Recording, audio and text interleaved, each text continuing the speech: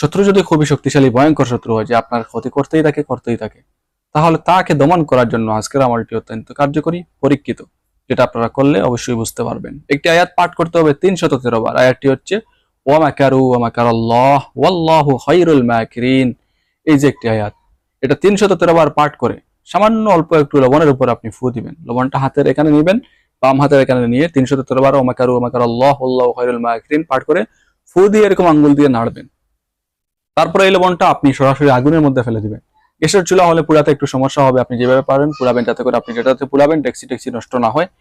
একটু গরম করবেন, এতে করে শেষ কাজ। লবণ ফেলে দিন, কোনো সমস্যা নেই।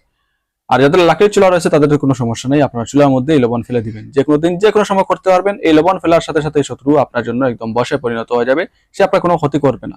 তার অন্তরে আসবে যে মানুষটাকে আমি আর ক্ষতি করবো না, ইনশাআল্লাহ শত্রু ঠিক হয়ে যাবে। ঠিক না হলে যত শত্রুতা সে করতে চাইবে, সে নিজেই শত্রু, অর্থাৎ সে